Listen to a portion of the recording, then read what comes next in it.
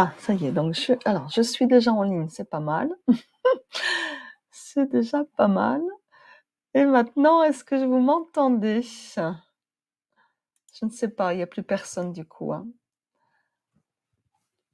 Ah, je suis, voilà. Alors, j'essaye de voir, si mon micro fonctionne. Est-ce que ça fonctionne? Oui, super. Bon, alors on a perdu 10 minutes. Bon, alors désolée. Bonjour à tous, bonjour à toutes.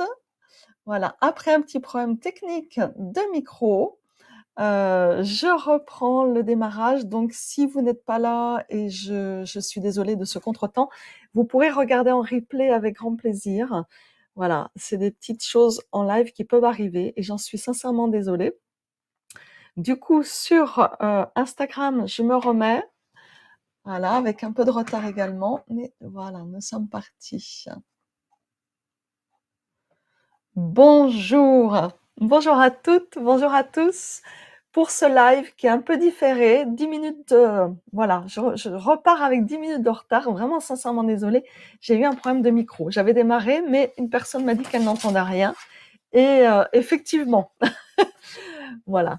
Comment quitter le manteau de l'imposture dans l'être et le faire en étant hautement sensible, un sujet brûlant, un sujet, j'allais dire, d'actualité pour tout le monde, mais en particulier pour les personnes hautement sensibles.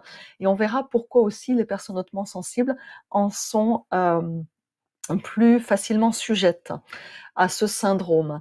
Donc dans mon live, j'expliciterai donc en 3 phases, et d'une part, qu'est-ce que c'est? Un peu plus, comment ça se manifeste? Les rouages, les stratégies mises en place par les personnes qui en sont atteintes, soit de manière récurrente, soit de manière ponctuelle, pardon, je bafouille, excusez-moi, je suis un peu troublée par ce qui m'est arrivé. Veuillez m'excuser. Vous voyez, comme quoi, c'est des choses qui impactent aussi ce qui se passe dans l'environnement, mais c'est pas grave. Et la deuxième chose, c'est ça, c'est je vais vous parler des rouages et des stratégies qui se mettent en place quand on est entre guillemets atteint de ce syndrome de l'imposture, temporairement, momentanément, lors de périodes de transition de vie, par exemple, lors de moments plus de fragilité, de vulnérabilité, suite à des chocs émotionnels ou autres, ou de manière récurrente, hein. Ça peut toucher aussi de manière récurrente.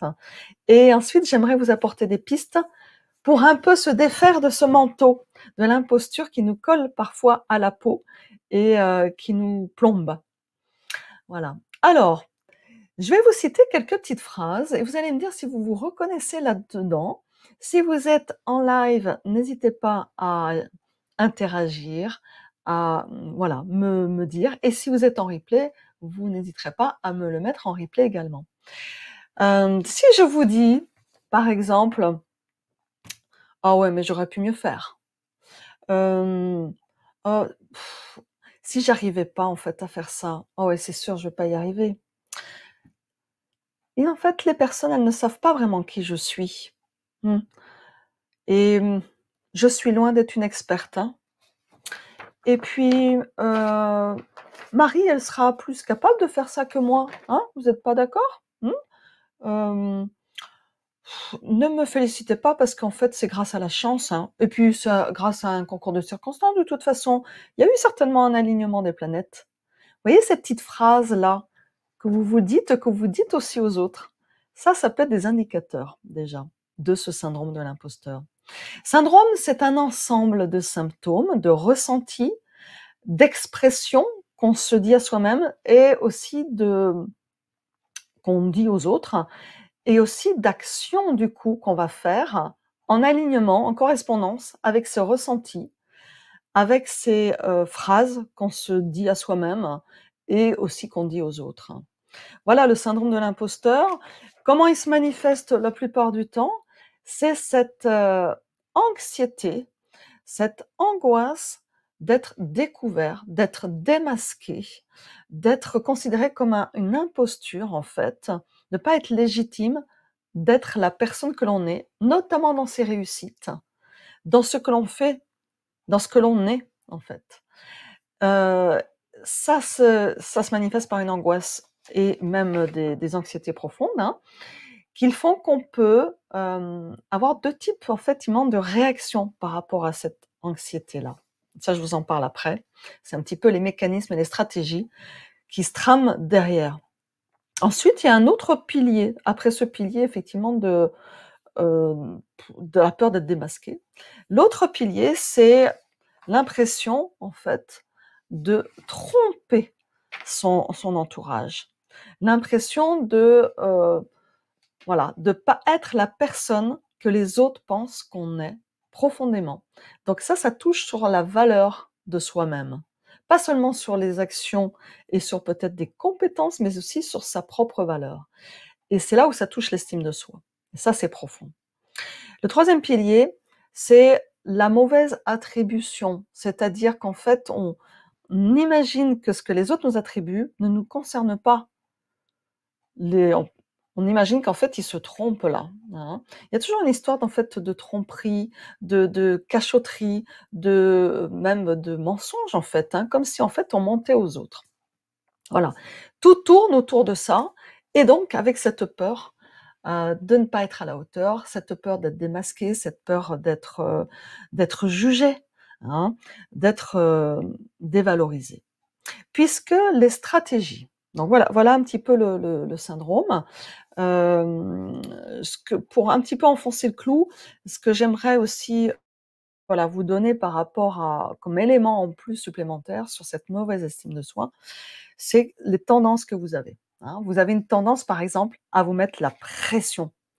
La pression sur peu importe ce qu'on vous demande, hein, parce que vous vous dites que vous devez être parfait. Vous avez une tendance aussi à, pour récupérer ce manque de légitimité, à sans arrêt essayer de vous former pour légitimer effectivement vos compétences, votre capacité et comme ça, en fait, ça comblera ce a priori vide de d'être dans une bonne estime de vous et dans une bonne confiance en vous. Vous avez une tendance aussi à, refuser les compliments. Parce qu'en fait, c'est comme si vous ne les méritez pas, ça ne vous concerne pas. Vous avez une tendance à, vous dénigrer, c'est comme un auto-sabotage en fait sur votre propre valeur, hein. Et du coup, c'est un cercle vicieux, cette tendance-là, en fait, de dévalorisation. C'est pernicieux même, hein, parce que ça va renforcer votre manque de confiance en vous, votre manque d'estime de vous. Vous êtes en manque de douceur pour vous-même, vous êtes assez intransigeant, d'accord? Hem, la tendance également à, à vous, sentir, un peu sur le feu, sur le lait là, comme si vous allez, tromper les autres, vous risquez de tromper les autres et donc du coup, vous vous sentez pas vraiment à votre place, vous vous sentez pas à la hauteur, voilà, ça tourne un peu en boucle en fait, cette histoire de mauvaise estime de vous, de mauvaise confiance en vous. OK? Voilà. L'image qui me vient, c'est que vous avez l'impression d'être un peu ce vilain petit canard, alors que les autres voient le signe en vous, que vous voyez d'ailleurs les autres comme des signes, et vous, non, vous vous voyez toujours en vilain petit canard. Alors, qu'est-ce qui se passe dans les stratégies et un petit peu le fonctionnement sous-jacent?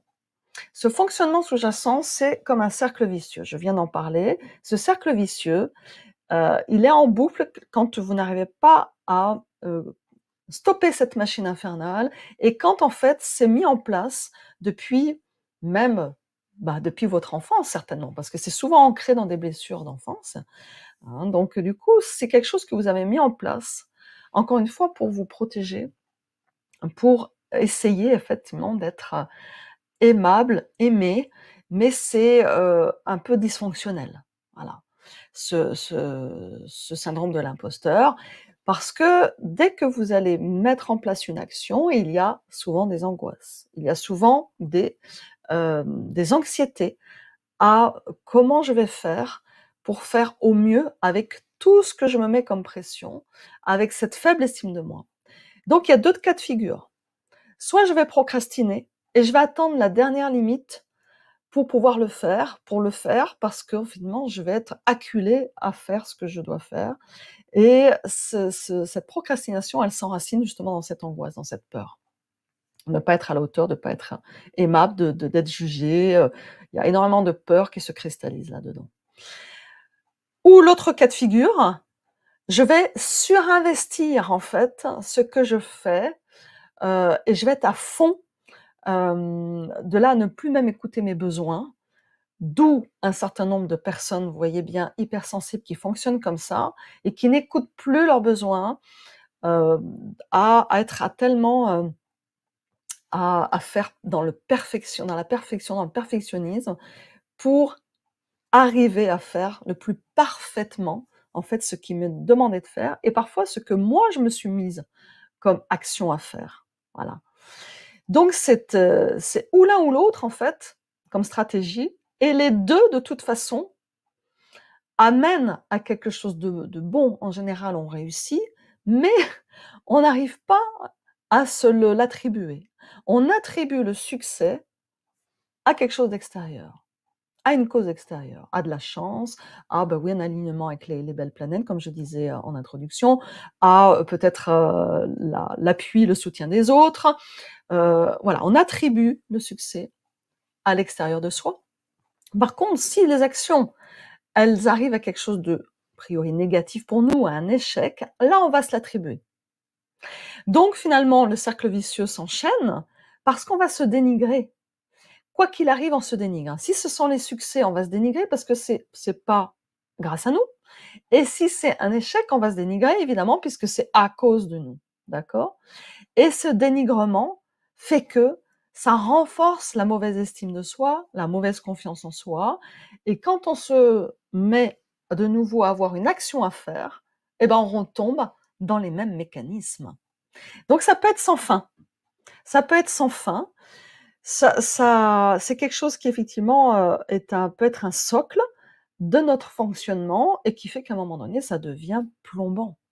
Parce que ça peut nous immobiliser dans l'action, ça peut nous couper, totalement en fait de l'amour de nous-mêmes et nous déstabilise aussi dans les relations avec les autres évidemment, hein, parce que vous voyez bien que ça renforce tout dans quelque chose d'assez, négatif et d'assez, difficile à vivre au quotidien parce que les actions, on en a des petites tous les jours, comme on en a des plus grandes à faire de temps en temps.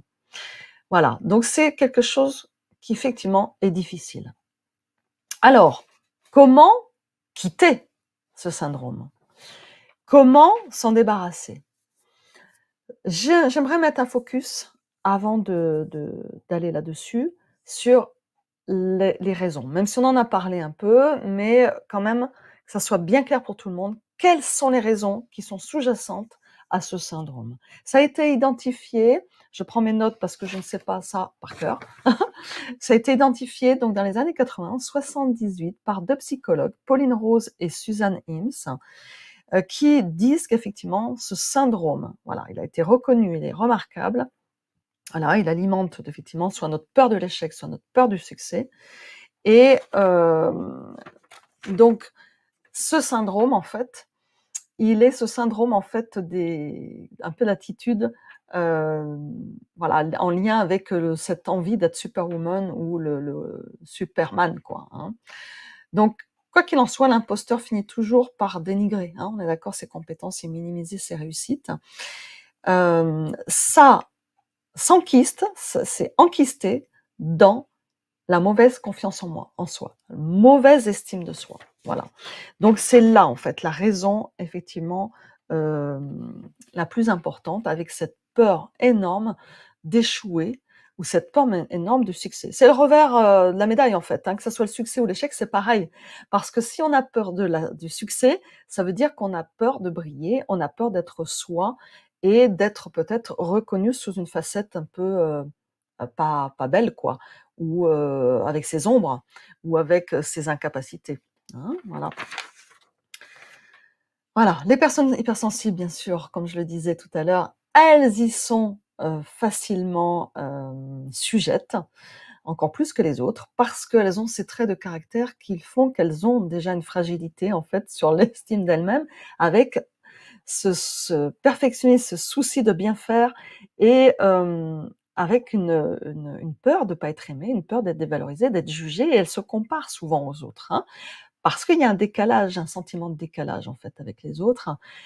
Ce sentiment véritable d'être ce fameux petit canard, vilain petit canard et donc du coup, bah, ça se renforce sans arrêt, puisque l'environnement nous le montre et nous le dit. Donc du coup, on est plus sujet quand on a visiblement ou invisiblement, parce que l'hypersensibilité c'est invisible, une différence par rapport aux autres, une différence de fonctionnement. C'est valable aussi par exemple pour les personnes qui ont des handicaps, que ça soit mentaux ou physiques, voilà, sont plus sujets à ce syndrome de l'imposteur. Alors les pistes, il y en a 3 et je vais un petit peu détonner peut-être par rapport à ce que vous avez déjà entendu, même s'il y a des choses peut-être qui vont, consolider ce que vous avez déjà entendu, mais il y a des choses peut-être détonnantes. Parce que je me suis inspirée, notamment d'un entrepreneur qui a fait un TEDx et qui a bien expliqué justement que ce syndrome de l'imposteur, c'est celui qui lui permet aujourd'hui de dire qu'il réussit dans sa vie. C'est dingue, hein, c'est vraiment voilà, contre-intuitif en fait cette histoire-là, puisqu'on a l'impression que, bah non, le syndrome de l'imposteur, il est, ankylosant, il est bloquant, il est déstabilisant et en fait, il nous aide pas, il nous plombe. Oui, mais ça dépend comment on peut le voir. Ça dépend comment on le peut penser et ça dépend comment effectivement on va déconstruire des choses pour peut-être effectivement voir l'aspect positif de comment je vais l'imbriquer dans une nouvelle construction, d'une nouvelle image de moi, avec ce syndrome de l'imposteur. Voilà. Parce que souvent on voit les choses de manière binaire, hein, et c'est ça peut-être qui est difficile à, nous faire changer, nous transformer dans la vie parce qu'on voit les choses ou blanches ou noires, ou bien, ou pas bien, ou belles ou pas belles. Alors que c'est beaucoup plus complexe que ça, beaucoup plus subtil que ça. Et si ce syndrome de l'imposteur pouvait nous aider à évoluer, même nous, personnes hypersensibles? Alors, première chose que j'ai envie de vous dire, c'est le coaching de ses pensées. Quand je ressens, quand je me pense avec des idées, avec des pensées, d'auto-sabotage sur moi, arriver à mettre mes warnings en place, d'identifier mes pensées. C'est ce que j'appelle la pleine conscience. Donc ça, c'est quelque chose qui est intéressant d'aller cultiver, d'aller, vraiment, au pas à pas, au jour le jour, pratiquer. C'est pas du jour au lendemain, hein, qu'on va quitter le fameux manteau de l'imposteur, hein, ça va se travailler. Pourquoi la pleine conscience? Parce que si je suis en pleine conscience, c'est-à-dire que je vais vraiment remarquer comment je fonctionne. Je vais clarifier en fait mes pensées, celles qui me polluent et celles qui me font du bien. Voilà. Sans, encore une fois, les juger. D'accord? Donc je vais conscientiser l'image, le miroir que je me renvoie tous les jours avec mes pensées.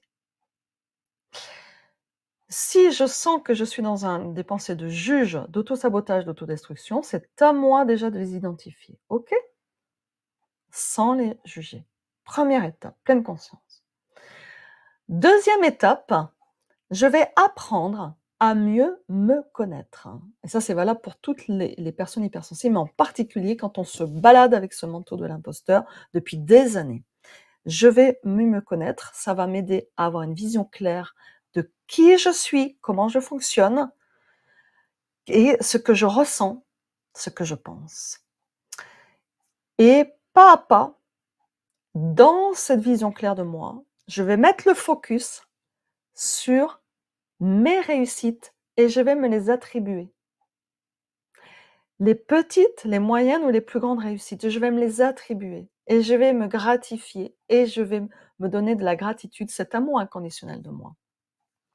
Pour, on va dire, remettre l'équilibre dans le plateau de je suis quelqu'un de valable, je suis quelqu'un d'aimable et je ne suis pas aimable, je suis peut-être faillible, je suis vulnérable parce que des fois je suis un peu dans cette histoire de mais oui, mais je suis un peu imposteur quoi. Donc remettre un peu un équilibre dans ce plateau-là.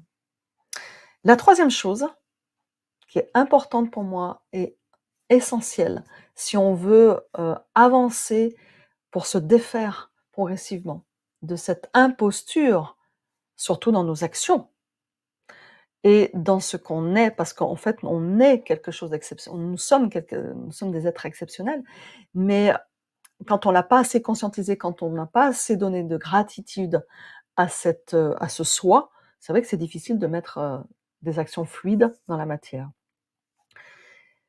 C'est de renforcer le troisième pilier, le troisième éloge, la troisième piste, c'est de renforcer notre vision. C'est-à-dire, d'oser être soi. Pourquoi? Pour qui? C'est quoi que je veux faire dans ma vie? C'est quoi mon grand rêve? C'est quelle, contribution? C'est, quoi ma raison d'être?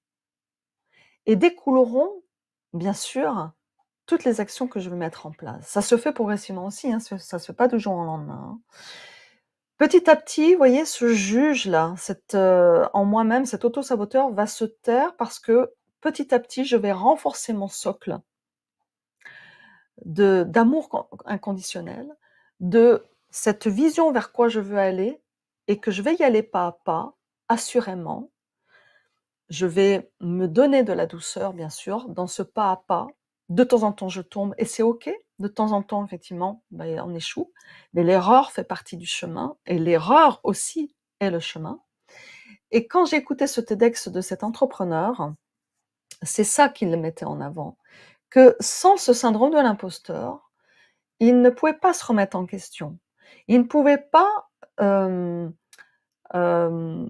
dans le doute, ce fameux doute dont j'en avais parlé dans un ancien, live, où je disais que c'est ce doute qui permet de, finalement, se questionner, de, revisiter les stratégies et mes petits pas, mes plus grands pas vers ma vision. Parce que sinon, l'ego prend la place, est tellement assuré qu'il n'est plus connecté à ses ressentis, à son cœur et c'est ça qui risque effectivement de nous faire tomber et ne pas être dans sa bonne posture, dans sa vraie posture, dans sa juste posture, j'allais dire, de ce qu'on a envie d'être et de faire dans ce monde. Donc, quelque part, c'est plutôt bon de se poser des questions. Pas tout le temps, parce que c'est vrai que si on est tout le temps là-dedans, ben, ça veut dire qu'on est dans l'auto-saboteur tout le temps.